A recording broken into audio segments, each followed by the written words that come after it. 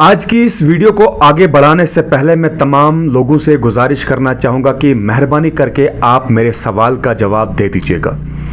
शुरुआत करते हैं कि मान लो मेरे मोहल्ले में, मेरे गांव में कोई ऐसा इशू है जो जेन्युइन है, कोई प्रॉब्लम है, कोई ऐसा जो है कुछ भी सोसाइटी के अंदर कुछ ऐसा माहौल क्रिएट हुआ है और जिसके चलते सोसाइटी को नुकसान हो सकता है, चाहे वो डेवलपमेंटल इशू हो या फिर और कोई किस्म का वायलेंस हो।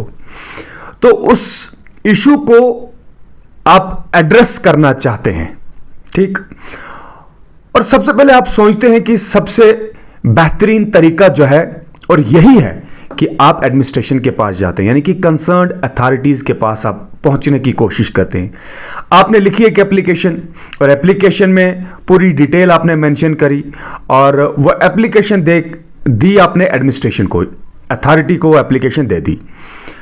और जबकि वो जेन्युइन इशू है, कोई इंडिविजुअल बेस्ड इशू नहीं है, तो उस एप्लीकेशन को देने के बाद उसे नजरअंदाज किया जाता है, उसके ऊपर गौर नहीं किया जाता है। आपने एप्लीकेशन दी, एक हफ्ते का वेट किया और उसके बाद फिर आप उस अथॉरिटी के पास जाते हैं और ये पूछते हैं कि जनाब मैंने यहाँ पे एप्लीकेशन दी थी, मेरे इस मसले का क्या हुआ। और आपसे ये कहा जाएगा कि अब आप 5 दिन के बाद आइए या 6 दिन के बाद आइए, और ये भी कह सकते हैं कि हम इस मसले को कुछ नहीं कर सकते हैं। और सेकंड होप जो एक आम इंसान की होती है, सोसाइटी की होती है, वो पॉलिटिकली किसी ना किसी लीडर के साथ टच होता है, किसी ना किसी पार्टी के साथ टच होता है, यानी कि वो कनेक्ट होते हैं पॉलिटिकली भी। ये बात अलग है, कुछ लोग सामने होते हैं, कुछ लोग दिखते हैं, कुछ लोग नहीं दिखते हैं। लेकिन ये कहना बेहद जरूरी है कि आम इंसान जिसे आप ये कहते हैं कि इसको सियासत के बारे में पता नहीं है, लेकिन वो भी किसी ना किसी पार्टी के साथ जुड़ा होता है। अब जो सेकंड होप है, यानी कि फर्स्ट होप जो आपका होता है वो है एडमिनिस्ट्रेशन, ठीक है। अब आपको वहां से कोई भी रेस्पॉन्स नहीं मिला, आप वहां से जो है टूट चुके हैं, ये कह सकते हैं। और उसके बाद सेकंड होप आपके रिप्रेजेंटेटिव्स है, और वहां पे जाके पूरी डिटेल आप बताते हैं तो भी आपका मसला जो है एड्रेस नहीं होता है, आपके मसले को वहां पे भी नजरअंदाज किया जाता है, पूछा नहीं जाता है, जबकि आपका इशू, आपकी प्रॉब्लम जो है वो जेन्युइन होती है।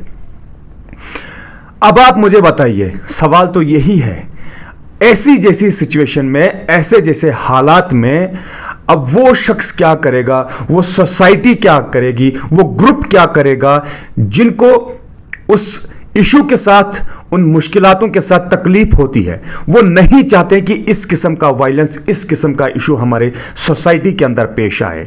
हालांकि मैं पहले ही कह चुका हूं, मेहरबानी करके मैं आज आप लोगों से यह जवाब जानना चाहूंगा, क्योंकि आने वाले कल में मैं ये कहूंगा आपको, मैं कुछ टॉपिक लेके आऊंगा, बताऊंगा कि लोग मजबूर क्यों होते हैं, लोग परेशान क्यों होते हैं, लोग टूटते क्यों हैं, लोग सामने क्यों नहीं आते हैं, लोग इस कदर परेशान क्यों होते हैं, क्यों सुनवाई नहीं होती है, क्यों ये लोग चीखते चिल्लाते कहते हैं कि कोई सुनने वाला नहीं है। आखिरकार इसके पीछे की वजह क्या है? मेरे सवाल का जवाब मेहरबानी करके आप दे दीजिए। मैं जानना चाहता हूं कि आप लोगों की राय क्या होगी। क्या वाकई में ऐसा होता है?